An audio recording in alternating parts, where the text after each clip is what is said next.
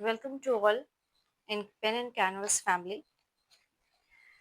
हम यहाँ NCERT class 10 science biology का सिलेबस कवर कर रहे हैं and you all know this is our third session of the chapter life process. हम लोग ऑलरेडी 2 क्लासेस ले चुके हैं और ये थर्ड क्लासेस है। Previously we have finished. Today we are going to start the respiration part and we have already finished nutrition in human being. So let's begin the chapter life process, topic respiration.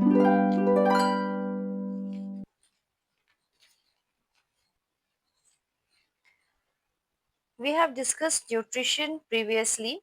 So whatever the food taken during nutrition is used in the cell to do life process activities in which we take one of the product of nutrition. हम लोग ने nutrition में process में देखा, we have seen कि 3 things which are very important आखिरी में small intestine से absorb होती है, that is glucose, carbohydrate you can say which जो कन्वर्ट होती है थ्रू द एंजाइम, बहुत सारे एंजाइम लगने के बाद वो जब कन्वर्ट होती है तो it convert from the glucose, हम लेते कार्बोहाइड्रेट और एब्जॉर्प्शन के टाइम वो ग्लूकोज में कन्वर्ट होती है। The next one is the fat which convert into fatty acid and glycerol and then protein जो लेते हैं, इनटेक करते हैं और एब्जॉर्ब होती है एंजाइम के बाद अमीनो एसिड के फॉर्म में। तो one of the product of the nutrition we take here that is glucose C6H12O6। Further respiration में हमको C6H12O6 से ही आगे प्रोसेस करना है जिससे एनर्जी मिलेगी बॉडी को। Depending upon the organism the pathway of break down of glucose is different. इतनी डाइवर्सिटी है, इतने तरीके के ऑर्गेनिज्म, इसलिए ब्रेक डाउन उस ग्लूकोज का उस एनर्जी फॉर्म करने का तरीका अलग अलग होता है, पाथवे इज डिफरेंट। तो first of all we see with the help of this flow chart you can say, ठीक। दिस वन अ ग्लूकोज जिसका ब्रेक डाउन होगा, 6 कार्बन मॉलिक्यूल्स होता है ग्लूकोज में। डिपेंड करता है, एक्चुअली ये 3 केसेस होते हैं। एक वो फॉर्मेशन, वो ऑर्गेनिज्म जो कि एनर्जी ड्रॉ करते हैं, एनर्जी अपने लिए ब्रेक डाउन ऑफ ग्लूकोज करते हैं with the help of the oxygen. एक वो होते हैं जिनको ऑक्सीजन नहीं होती है, वो break down absence of oxygen में होता है। और एक ये जिसमें लैक ऑफ ऑक्सीजन अगर हो जाता है किसी ऑर्गन पार्ट में तो वो क्या फॉर्म करती है, तो will see that. First of all we see कि in the cytoplasm carbon 6 carbon molecules that is glucose वो कन्वर्ट होती है, चाहे वो कोई सा भी प्रोसेस हो, सब में कन्वर्ट होगी किसमें, पैरुवेट में। पैरुवेट इज द 3 कार्बन मॉलिक्यूल्स होता है और वो प्रोवाइड करता है एनर्जी। तो 6 कार्बन मॉलिक्यूल्स ब्रेक डाउन होता है 3 कार्बन मॉलिक्यूल्स में जिसको हम पैरुवेट बोलते हैं। This process take place in the cytoplasm और ये कहाँ होता है, साइटोप्लाज्म में। फर्दर द पैरुवेट में be converted into ethanol and carbon dioxide. किसमें कन्वर्ट होता है, एथेनॉल में और कार्बन डाइऑक्साइड में। ये 2 कार्बन मॉलिक्यूल्स होता है and gives out energy. This process take place in yeast, yeast में टेक प्लेस होता है। It is not mention here. Example भी आपको याद रखना है कि एनारोबिक और एब्सेंस ऑफ ऑक्सीजन या एथेनॉल और कार्बन डाइऑक्साइड किसमें हो रहा है, यीस्ट में टेक प्लेस हो रहा है, ठीक है। During fermentation since this process take place in the absence of air, किस में यूज होता है, कैसे कराया जाता है, जब एब्सेंस ऑफ एयर होते हैं। और इस प्रोसेस को बोलते हैं, इस टाइप के रेस्पिरेशन को हम बोलते हैं एनारोबिक रेस्पिरेशन, ठीक है। कार्बन मॉलिक्यूल 6 कार्बन मॉलिक्यूल्स का ग्लूकोज होता है, वो कन्वर्ट होता है पैरुवेट में जो कि 3 कार्बन मॉलिक्यूल्स होता है। It gives out ethanol, carbon dioxide and energy. In the absence of air, yeast में होता है इथेनॉल 2 कार्बन मॉलिक्यूल्स होता है। Since this process take place in absence of air, इसलिए इसको बोलते हैं anaerobic respiration. Then breaking down of pyruvate using oxygen, अगर ये पायरुवेट में ऑक्सीजन लग करके ये आगे टूट रहा है, ब्रेक डाउन हो रहा है, तो it take place in mitochondria, mitochondria में टेक प्लेस होता है. This gives out carbon dioxide and water and energy. This is done in presence of oxygen. Oxygen के प्रेजेंस में होता है, इसलिए हम इसको एरोबिक रेस्पिरेशन बोलते हैं. All these energy, one thing is that they are saying it is called aerobic respiration. The release of energy in the aerobic respiration is lot greater, is so much greater than the anaerobic respiration. Sometime कभी कभी क्या होता है कि when there is a lack of oxygen in our muscles, जब हम लोग जैसे कि आप लोग अगर जैसे बच्चे हैं वो बार बार सीढ़ियों से ऊपर नीचे कर रहे हैं, स्कूल में जा रहे हैं या दौड़ के आ रहे हैं, तो कभी कभी क्रैम्पिंग्स होने लगती है मसल्स में. क्यों होती है? क्योंकि हमारे बॉडी में, हमारे ऑर्गन में, मसल्स में ऑक्सीजन नहीं पहुंच पा रहा है ठीक से. जब ऑक्सीजन नहीं पहुंचेगा, लैक ऑफ ऑक्सीजन होगी, मसल्स में क्रैम्पिंग होने लगेगी, दर्द होने लगेगा. क्यों हो रहा है? क्योंकि पायरुवेट किस में कन्वर्ट हो जा रहा है? लैक्टिक एसिड प्रोड्यूस कर रहा है with energy. Pyruvate converted into lactic acid which is also 3 carbon molecules. ये lactic भी 3 carbon molecules होती है. This build up of lactic acid in our muscles during sudden activity, बहुत तेजी से चल लेती किसी sudden activity से cramp होने लगता है, तब ये lactic acid form होने लगता है. ठीक है, तो we understand the word equation of the respiration. कितने तरीके के होते हैं? एरोबिक रेस्पिरेशन, एनारोबिक रेस्पिरेशन, और तब जबकि ऑक्सीजन कम होता है तो किस जगह पे कम होता है? Example muscle cells. 3 carbon molecules में लैक्टिक एसिड होता है, वो प्रोवाइड करता है एनर्जी. ये सडन एक्टिविटी और सडन वर्क से या बहुत ज्यादा ऊपर नीचे करने से, क्रैम्प की वजह से जनरेट होता है. All these energy is used to synthesize a molecule called ATP. जितनी भी ये एनर्जी फॉर्म हुई इन सारे केसेस में, इन सारे cases, so all these energy which is formed here, they are used to synthesize a molecules called ATP, which is used to fuel all other activities in the cell. In this process, ATP is broken down, तोड़े जाते हैं, and give rise to a fixed amount of energy which can drive the endothermic reaction take place in the cell. तो endothermic reaction होता है, मतलब inside the cell reaction होता है. ठीक है. Now the rate of breathing in aquatic organism is much faster than in terrestrial organism. So in between I am giving you the questions also, ताकि आपको easy हो जाए कि किस तरीके से क्वेश्चन आएंगे हमारे बोर्ड्स में और कैसे हमें प्रिपरेशन करनी है. I suppose I want to take it like this कि मैं ये चाहती हूँ कि आपको टॉपिक वाइज ये चीजें क्लियर रहे, और आपको जब तैयारी करें तो आप क्वेश्चंस तैयार करें which is easy for you. आपको बार बार याद नहीं करना पड़ेगा आंसर कि आप क्या पढ़ रहे हैं और किस में से किस पेज से पढ़ना है, कहाँ से स्टार्ट करना है. इफ यू रीड और prepare your chapter topic wise, तो आपके लिए आसानी रहेगी. चलिए, इसी में से हम एक क्वेश्चन लेते हैं. The rate of breathing in aquatic organism is much faster than in terrestrial organ. भाई, rate of breathing aquatic organism में बहुत ज्यादा फास्ट होती है और टेरेस्ट्रियल ऑर्गेनिज्म से उनकी रेट ऑफ ब्रीदिंग फास्ट रहती है. तो क्यों रहती है? क्योंकि जो ब्रीदिंग, जो ऑक्सीजन होता है एक्वेटिक ऑर्गेनिज्म को, जो एक्वेटिक एरिया से मिलता है, पानी से मिलता है, वो डिजोल्व ऑक्सीजन रहता है. That oxygen dissolve in water. तो वो ऑक्सीजन ज्यादा मात्रा में नहीं रहता, कम अमाउंट में मिलता है, इसलिए उनको ब्रीथ ज्यादा करना पड़ता है, बार बार ब्रीदिंग करनी पड़ती है ताकि वो इनहेल कर सके oxygen.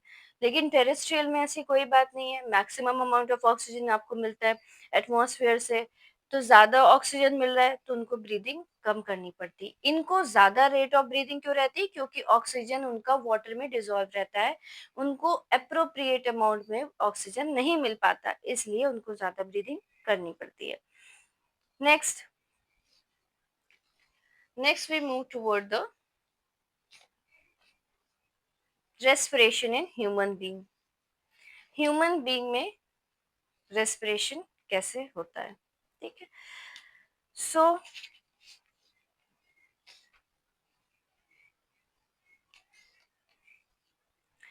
This is the respiration, this is the proper area जहाँ से रेस्पिरेशन होता है। ठीक है, ये आपका एक पैसेज का डायग्राम बना हुआ है। In human beings air is taken कहाँ से ली जाती है? Through the mouth, mouth cavity से लिया जाती है। Air is taken into the body through the nostril, nasal passage से माउथ कैविटी, जो नेजल पैसेज होता है माउथ कैविटी में, वहां से एयर को लिया जाता है। और then this air passing through the nostril is filtered by fine hairs present रहते हैं जिनसे वो फिल्टर्ड होते हैं, और वो पैसेज म्यूकस से भी कवर रहते हैं, लाइन अप रहते हैं। यहाँ से नेजल पैसेज से एयर पास होती है through the throat, trachea, throat से जाती है। और वो कैसे रहते हैं आप ये देख रहे हैं, rings, cartilage, rings of cartilage are present. ये जो रिंग ऑफ कार्टिलेज प्रेजेंट रहता है यहाँ पे, तो ये ऐसा क्यों स्ट्रक्चर रहता है?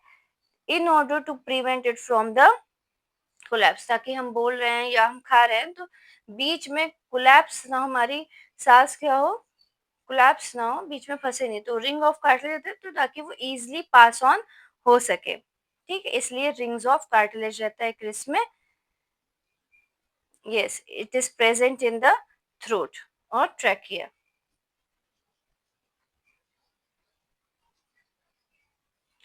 Next, it moves down. तो जब ये बाइफरकेट होता है, थ्रोट या ट्रैकिया, जो थ्रोट होता है वो जब बाइफरकेट होता है तो it is called as the bronchi.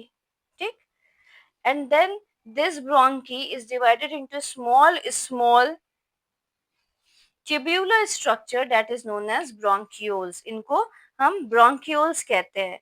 And further this bronchiole will finally terminate in balloon like structure में जाके end up होते हैं, जिनको हम बोलते हैं alveoli.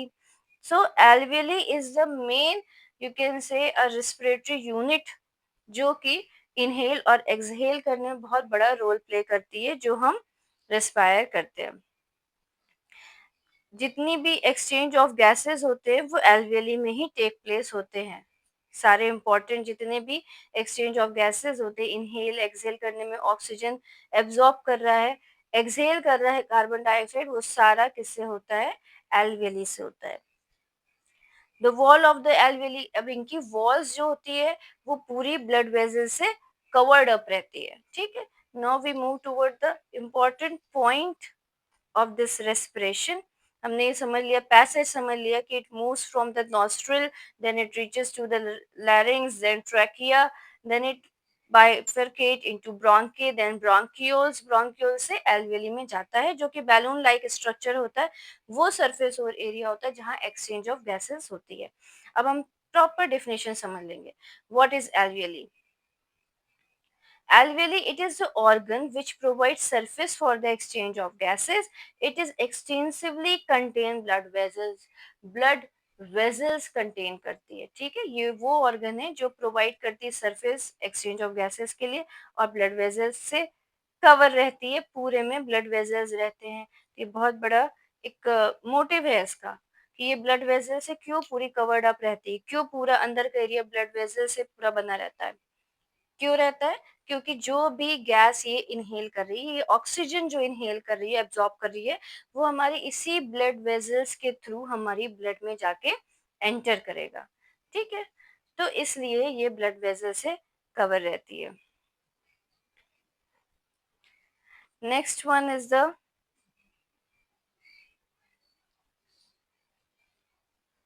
ड्यूरिंग ब्रीदिंग साइकिल क्या होता है। ठीक है, हम लोग ने रेस्पिरेशन का पैसेज समझ लिया कि रेस्पिरेशन का पैसेज कैसे होता है। वी फाइंड आउट कि किस तरीके से इनहेल एक्सहेल किस एरिया से होते हुए जाता है और ब्लड में जाके इन्वॉल्व होता है। नाउ वेरी इंपॉर्टेंट थिंग कि ब्रीदिंग साइकिल के दौरान जो ब्रीदिंग साइकिल होती है वो कैसे प्रॉपरली हम ब्रीथ कर पाते हैं। Lungs always contain a residual volume, ये बहुत ही इंपॉर्टेंट है, ये पूछ लिया जाता है कि residual volume, what do you mean by residual volume of air in lungs.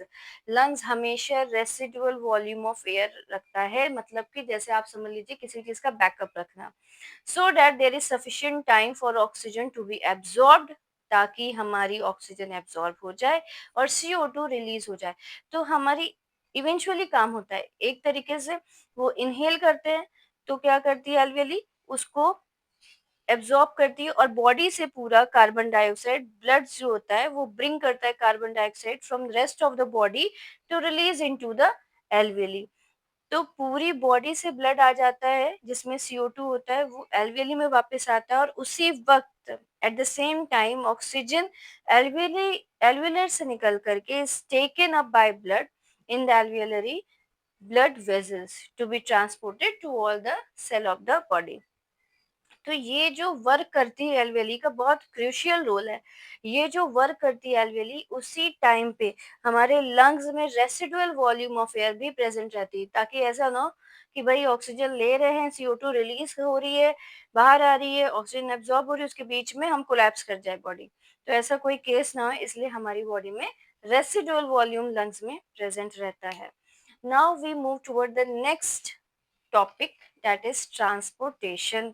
अब हम ट्रांसपोर्टेशन पढ़ेंगे। Firstly we start from the blood. अब हमने already nutrition in human being पढ़ लिया है। Then we finished respiration. और ये भी जान लीजिए कि लाइफ प्रोसेस में जितने भी सिस्टम एनसीईआरटी में पढ़ाए हैं, वो one after the other and all the things are interrelated. हमारे सारे ऑर्गन सारी चीजें इंटरकनेक्टेड है एक दूसरे से। तो बहुत सिस्टमेटिक तरीके से सारे सिस्टम पढ़ाए गए हैं ताकि आपको बहुत क्लियर रहे। Now, transportation. Firstly, we start from blood. Blood आपने क्लास 9th में पढ़ा है, ठीक है, ये आपकी प्री नॉलेज है। उसमें हमने क्या क्या पढ़ा, what is blood.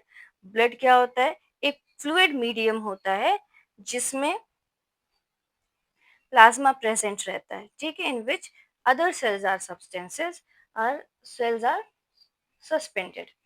Now next is what is plasma. Plasma is the fluid matrix present in the blood which contain some cell or some cells are suspended in the plasma. अब function भी हम लोग पढ़े हैं। कौन सी cell होती है ये भी पढ़ा है। Name the cell. RBC रहती है, ठीक, WBC रहती है एंड प्लेटलेट्स, ठीक। तो ये सारी चीजें प्रेजेंट रहती है किसमें, प्लाज्मा में। Explain the function of blood. Function क्या है ब्लड का भाई, ऑक्सीजन ट्रांसपोर्ट करती है, वेस्ट मटेरियल ट्रांसपोर्ट करती है, ठीक है। तो that are the function of the blood. Plasma food transport करती है, energy, carbon dioxide, nitrogen, waste और ऑक्सीजन भी कैरीड आउट करती है। ये सारे फंक्शन हैं ब्लड के। Now we move toward the proper sketch of the transportation. हम लोग इसको स्केच से समझेंगे, the diagram is there in the book, लेकिन इसको हम समझते हैं कि किस तरीके से वर्क करता है प्रॉपरली, क्योंकि हम ऑलरेडी हम लोग ने रेस्पिरेशन को अभी कवर किया है, जो कि कौन करता था, ये पार्ट करता था जिसको हम लंग्स कहते हैं, ठीक है। तो अब यहाँ लंग्स भी बहुत इंपॉर्टेंट रोल कर रहा है ट्रांसपोर्टेशन करने में। This is heart.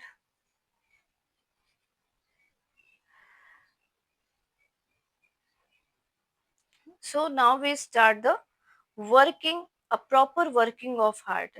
ये जितना भी ब्लड है, हमने जो अभी पढ़ा ब्लड के बारे में, जो आपकी प्री नॉलेज थी, ये ब्लड सर्कुलेट होता है हमारी बॉडी में। तो हर चीज यूनिसेलुलर के तरीके से तो मल्टीसेलुलर कर नहीं सकता है भाई, वो तो इंटायर बॉडी यूज करता है अपना लाइफ प्रोसेस एक्टिविटी में।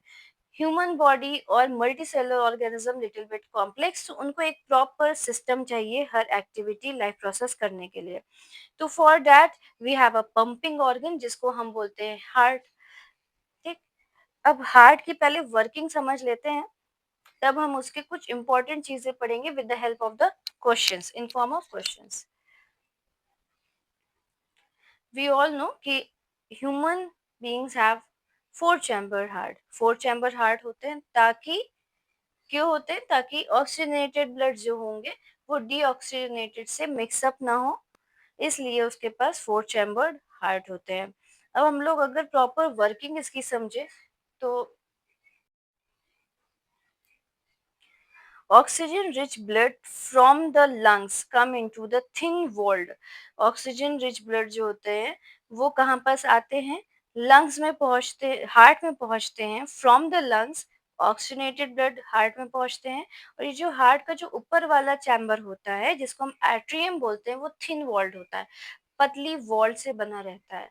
ठीक, तो ये ऑक्सीजनेटेड ब्लड यहाँ से अंदर की तरफ जा रहा है, प्लीज इसको इग्नोर करिए। ठीक है, यहाँ पे आ रहा है, ये कौन सा पार्ट है, this is the left atrium, ये थिन वॉल्ड होता है। ऑक्सीजनेटेड ब्लड लंग से इसमें एंटर कर रहा है, और जब ये एंटर करता है देन दिस लेफ्ट एट्रियम का जो पार्ट होता है वो कैसी उसकी पोजीशन रहती है, लेफ्ट एट्रियम रिलैक्स रहता है उस टाइम, ताकि ज्यादा से ज्यादा ब्लड अंदर की तरफ एंटर कर सके, पूरा अच्छे से एयर अपना स्पेस प्रोवाइड करता है सरफेस, ताकि ब्लड एंटर कलेक्ट हो सके, जा सके।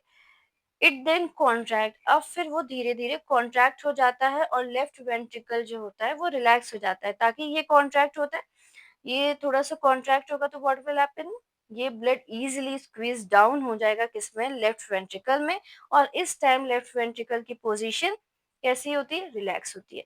लेफ्ट वेंट्रिकल जो होती है वो थिक वॉल्ड होता है और लेफ्ट एट्रियम थिन वॉल होता है। ठीक, the left atrium relax when it is collect what blood, and left atrium relax and it contract when the next chamber, that is the left ventricle, relax, so the blood is transferred to it. When the muscular left ventricle contract in its return, the blood is pumped out to the body. अब जब ये contract होती है तो यहाँ से blood कहाँ चला जाता है, ब्लड बॉडी ऑर्गन में।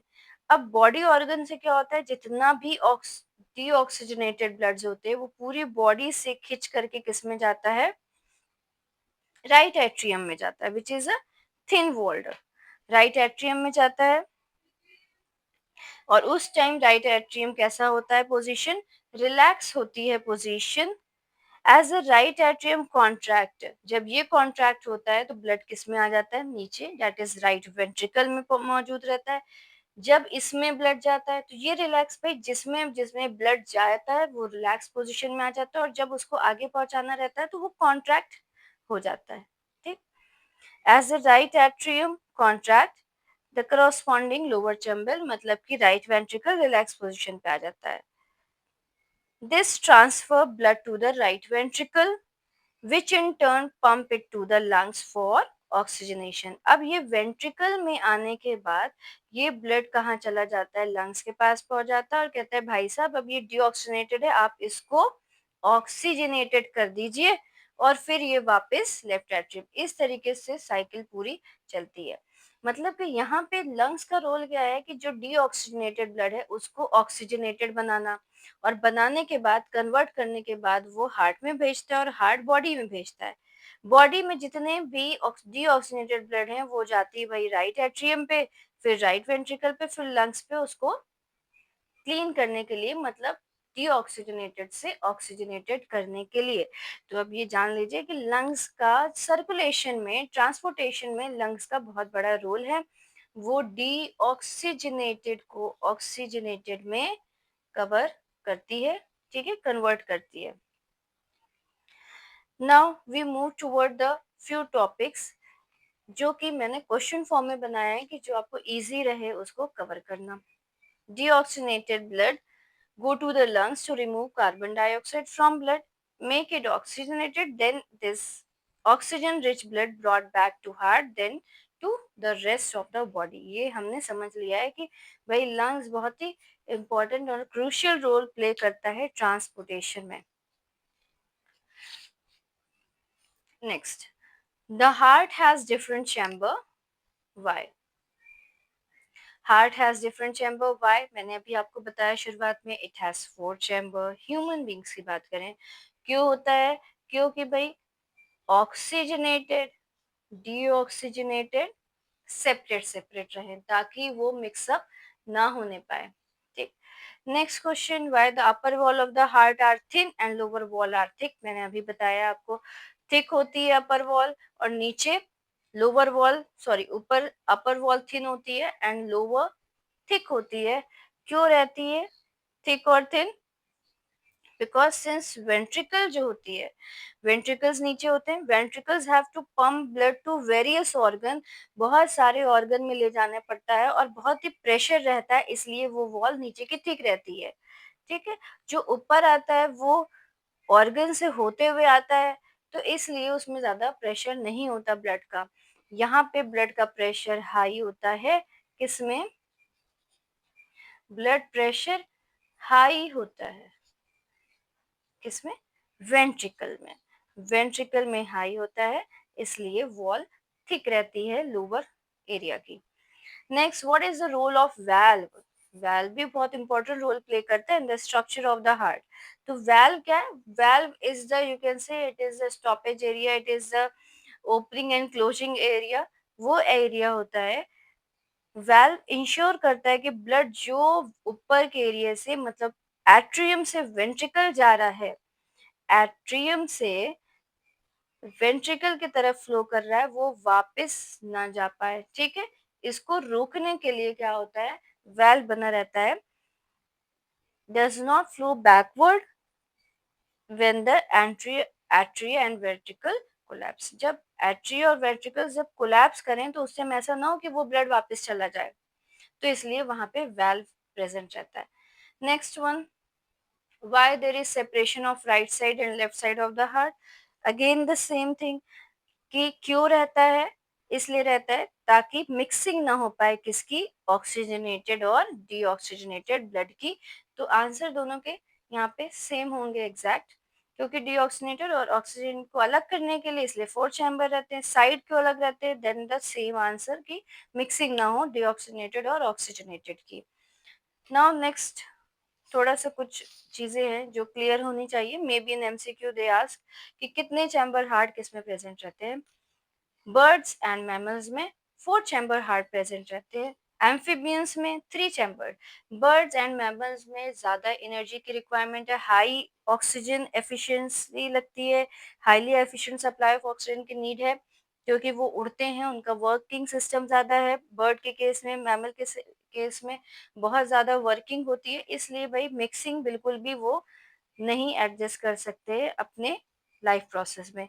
एम्फीबियन में थोड़ी बहुत मिक्सिंग वो यू कैन से कि टॉलरेट कर सकते हैं। Next one is the fish, it has 4 chambered heart. Fish के 4 चैम्बर्ड हार्ट होते हैं। Now the last one is, what do you mean by double circulation in human heart? Double circulation किसे कहते हैं? It goes twice. क्यों बोला जाता है कि ह्यूमन हार्ट में डबल सर्कुलेशन होता है? क्योंकि वो ट्वाइस थ्रू आउट कर मूव करते हैं। It goes through the heart twice, heart से 2 बार रोटेट करते हैं, आपने देखा, एक बार गया फिर दोबारा गया, एक बार डीऑक्सीनेटेड आया, एक बार ऑक्सीनेटेड बॉडी में गया, फिर बॉडी से डीऑक्सीनेटेड गया लंग्स में, फिर लंग्स से। तो डबल सर्कुलेशन होता है क्योंकि वो 2 बार हार्ट से गुजरता है during each cycle in vertebrates, that is known as double circulation. So we stop here. We take the few point, that is means ki like arteries, veins, capillaries, platelets, limbs in the next class. Thank you so much. If you like the video, please do share, subscribe, like. Stay tuned.